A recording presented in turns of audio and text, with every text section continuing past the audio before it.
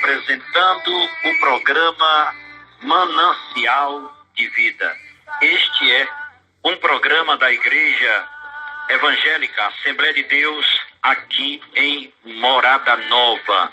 E nesta oportunidade eu quero tentar ler, tá certo, a autobiografia do pastor Pedro Freires de Brito, o conhecido na década de 50 para 74, pastor Pedro Ivo. Então, nesta oportunidade, eu quero ler a sua biografia, narrada em 22 de outubro de 1972. Por ocasião de suas bodas de ouro e inauguração do Templo de Açude dos Pinheiros, distrito de Ibicuitinga, Morada Nova, Ceará. Naquela época era distrito, né? Nasci, disse ele, o pastor Pedro Ivo, aqui foi letra escrita por ele, o histórico dele. Nasci a 20 de junho de 1900, em Melancias, município de Morada Nova, onde ali criei-me. Sou filho de Ivo Freires de Brito e Antônia Petrolínia de Brito, pessoas pobres e simples. Casei-me em 22 de outubro de 1922 com Laura Nobre de Brito e morei 10 anos seguidos no mesmo local. Porém, no ano de 1932, em virtude das cruéis estiagens que nos assolavam, fui obrigado a sair de Melancias, onde residia, para as margens do rio Banabuiú, na localidade de Sítio Tapera, a fim de escapar das calamidades da seca. Morei próximo a uma congregação de crentes. Nesta época ele não era crente ainda. Ele disse: morei próximo a uma congregação de crentes e, convivendo com aquele povo santo, já li a Bíblia e fiquei convicto de que o Evangelho era a verdade. Mesmo assim, continuei resistindo ao chamado de Deus. Assolava naquela época uma febre a qual havia destruído muitas vidas naquela frente, vamos lá, meu cooperador, de serviço do governo, conhecida como rodagem. Pode passar. Estava terrível, ou seja, esta terrível febre atingiu-me e toda a minha família, exceto minha esposa e meu filho mais velho, Raimundinho.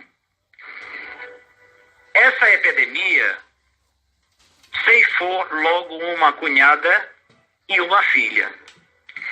Eu estava certo de que todos nós iríamos morrer. Pode passar. Todos nós iríamos morrer, já desanimado e sem força para substituir. Procurei refúgio aos pés de Jesus. Procurei um esconderijo de uma pedra entre arbustos e ali ajoelhado pedi a Deus que me curasse e também a minha família. Eram 6 horas da tarde naquele dia angustiante em que eu rogava a Deus pela saúde do meu lar e ao mesmo tempo fiz um voto a Deus que, ao receber a cura, eu iria ser um crente em Jesus. Pode passar. E no dia seguinte estávamos todos curados. Que bênção, né? É o testemunho deles, estavam todos curados completamente.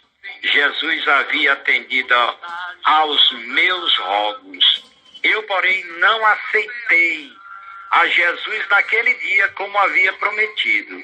O homem sempre é assim, né? Então, poucos dias depois, encontrei-me com um crente chamado Francisco Nogueira, que é o autor do hino 339 da nossa harpa. Então, este, indagando algo sobre minha vida, disse-me: por que resiste à palavra de Deus? Não é logo crente? Ao que lhe interroguei se poderia ser crente sem ser em culto. Ele respondeu-me: agora mesmo o Senhor pode ser crente. Mediante tal afirmativa, declarei que a partir daquele momento era crente e que ele podia informar aos demais irmãos da congregação que eu também era um crente em Jesus. Isto ocorreu no dia 28 de dezembro de 1932. No dia 20 de janeiro de 1933, retornei com minha família para minha casa em Melancias, onde enfrentei terríveis dificuldades. O tempo era escasso e nenhum recurso financeiro eu possuía.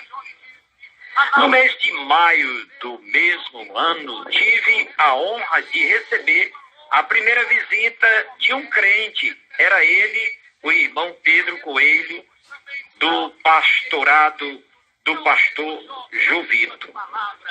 Então, que logo após passou para o pastorado do pastor José Teixeira Rego, sendo aquela época o pastor Francisco Puruense, pastor Panchico. O pastor da zona de Morada Nova, aqui Xadá, muito trabalhei com ele.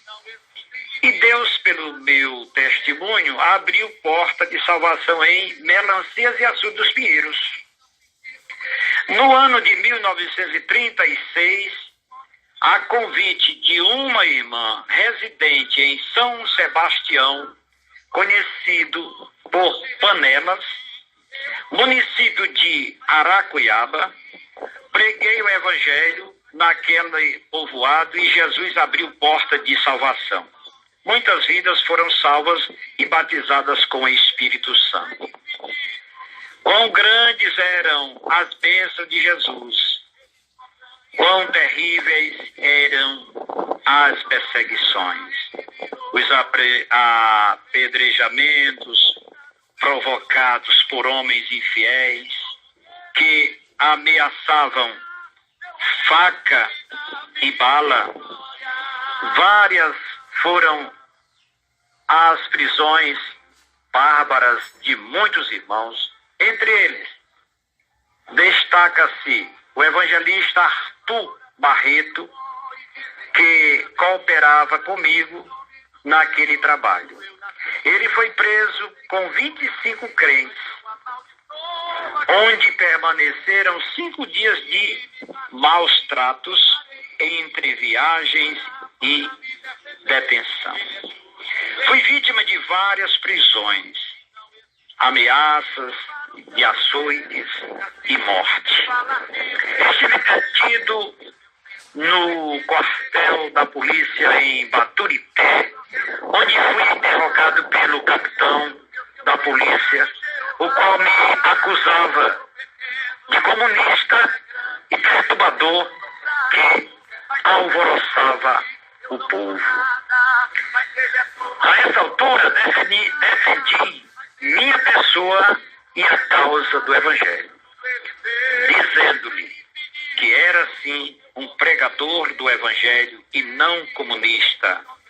O capitão, revoltado porque eu o contradizia, ameaçou de me jogar no cárcere. Fui preso e transferido junto com 6 companheiros para a chefatura de polícia em Fortaleza, escoltado como comunista, perturbador e por alvoroçar o povo.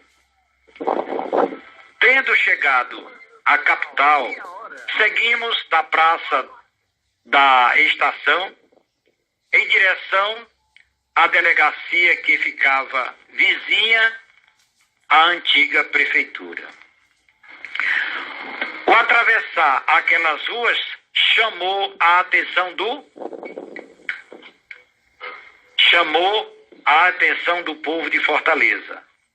Éramos 7 homens, todos de paletó e gravatas, e caminhávamos pelas ruas escoltados por vários soldados de um lado e de outro. Ali permanecemos presos como verdadeiros criminosos e ladrões. Foi ali que contemplei muitas misérias. Mesmo assim recebi de Deus graça para pregar para aquele pobre povo e não perdi tempo durante a minha prisão naquele cárcere. O doutor Hugo, delegado regional, a mandado do secretário de Segurança, Cordeiro Neto, disse-me que eu me ausentasse e aguardasse ordem para continuar a pregar o Evangelho. Em dezembro de 1936, voltei a São Sebastião, guarnecido pela polícia para dirigir culto. No início ocorreu tudo normalmente, mas ao retirar-se a polícia, renovaram as perseguições. Certa noite, estávamos reunidos em um culto evangelístico e fomos atacados com violências por 25 homens armados de revólveres, facas e cacetes, os quais tomaram o recinto. Esses homens violentos usaram das armas, havendo ali palácio mortal, facadas, pessoas de cabeças partidas e apauladas. Muitos ferimentos e muito sangue derramado. A mais violenta agressão e a maior covardia que já presenciei. Os inimigos me cercaram 3 homens armados com 3 grandes facas me atacaram. Eu defendi-me como pude com um tamborete de couro, o qual recebeu 12 facadas, atravessando de um lado para o outro. E naquele momento, aflito, orei: ó Senhor, chegou a minha hora, tem misericórdia de mim. Após haver me atingido a pauladas, derramado meu sangue, retiraram-se deixando-me caído como morto. Tornando em mim, retirei-me, embrenhando-me nas matas, sem mesmo saber o caminho que palmilhava. Muito ferido e abatido, prestes à morte, devorado por uma enorme sede, roguei a Deus que tivesse misericórdia de mim, não me deixasse morrer naquele estado tão triste e terrível. E naquelas matas, além do espancamento, devorado pela sede, distante do aconchego do lar, o Senhor, meu Deus, me dirigiu a um caminho, o qual muito embora na escuridão da noite. Encaminhou-me à casa de um cidadão de nome Francisco Aureliano. Já passava da meia-noite quando, enfim, cheguei àquela residência com enorme dificuldade e muito baixo. Tentei chamar alguém. pois já não podia quase falar. Eu estava morrendo. A esposa do referido cidadão, ouvindo minha fraca voz, veio atender. Ao ver meu estado e tantos ferimentos, condoeu-se e acolheu-me em sua casa. Esta cuidou de mim de uma maneira tal que ninguém faria mais. No dia seguinte, à tarde, saí com destino à minha casa, distante muitas léguas.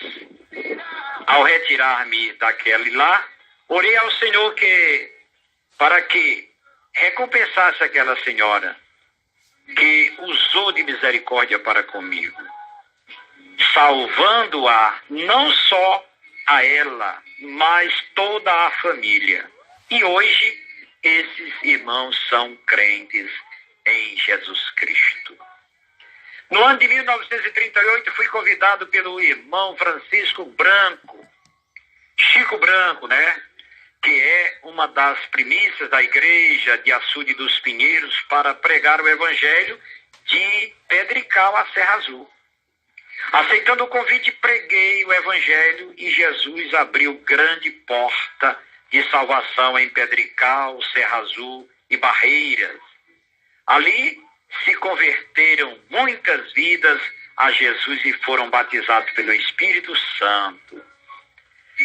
O pastor Francisco Puruense, tomando conhecimento do progresso daquele trabalho, escreveu-me, autorizando-me a assumir a responsabilidade do trabalho de Melancias e Serra Azul, e depois o pastor Francisco Puruense foi transferido para outro estado, e como seu substituto ficou o pastor José Alencar de Macedo, que atualmente pastoreia Quixadá e parte de Morada Nova. Aqui diz atualmente, sabe por quê? Porque foi até 1972, tá certo? Esta biografia. Então vamos continuar. Na primeira visita do novo pastor em Serra Azul, este recebeu grande número de novos convertidos. Pouco depois, efetuou 2 batismos, um com 65 candidatos e outro com mais de 30. Assim, continuamos juntos a trabalhar, enfrentando muitas dificuldades, mas com oração e lágrimas. Jesus nos deu graça para evangelizarmos muitas cidades, como também todo o município de Morada Nova. Nós fomos os desbravadores dos seguintes municípios. Veja bem: Quixadá, Antigo Frade, Jaguaretama, Jaguaribe, Pereiro, Açude do Ema, Iracema, Alto Santo, Bom Jesus, região da Chapada do Apudi, Tabuleiro do Norte, Limoeiro do Norte, Russas, Pailhano, partes de Aracati e as praias de Capuí. No dia 4 de setembro de 1951, fui consagrado ao ministério de Jesus Cristo para ministrar as funções evangelísticas, como encerrar as Sagradas Escrituras. Foi então entregue para o meu ministério, minha responsabilidade, o campo de Morada Nova, Melancia, São Gonçalo, Itaiçaba, Aracati, até as praias de Capuí. Em 1952, tive que enfrentar forte oposição para conseguir pregar o evangelho na cidade de Itaiçaba. Foi naquela época, Ali houve apedrejamentos e completa proibição de se falar do evangelho. Mas o secretário de Segurança interveio no caso e obtivemos plena liberdade quando, no ano de 1952, junto a uma grande multidão, preguei o evangelho na residência do irmão Ananias Barbosa Lima, e a partir daquele momento houve paz naquela cidade. Ananias Barbosa Lima, para quem conhece, ele é tio do irmão Narciso, né? Aqui em Morada Nova. Mas em 1960, por ocasião da enchente causada pelo arrombamento do açude do Oroz, né? Foi aquela coisa tremenda naquela época, né? Quem estava vivo realmente sabia, foi sabedor disto. Então, em 1960, por ocasião da enchente causada pelo arrombamento do açude do Oroz, tivemos que nos retirar para um bairro de Itaiçaba, denominado Alto do Brito. Ali, embora, vamos ver aí, vamos lá, Alto do Brito. Ali, embora vítima da enchente, atravessávamos um período de amizade com o povo. No entanto, a chegada de um frade naquela ilha desmoronou nossa tranquilidade. Aquele homem incentivou o povo a se levantar contra nós, com enormes afrontas e ameaças de morte. Governava Itaiçaba naquela época o senhor Wilson Costa Lima, o qual disse-me pessoalmente que eu jamais pregaria o evangelho naquela cidade. Recorri mais uma vez ao secretário de Segurança, o qual, usado por Deus, tomou as devidas providências no sentido de que continuássemos dirigir nossos cultos. No mês de maio de 1960, em companhia do Dr. Luiz Bezerra da Costa e vários companheiros, nos dirigimos à cidade de Itaiçaba com o único objetivo de dirigirmos um culto. Ali celebramos, pode passar, ali celebramos um culto bem concorrido e desde aquele dia até hoje tudo tem ocorrido normalmente. Em 6 de setembro de 1965, na Convenção Estadual,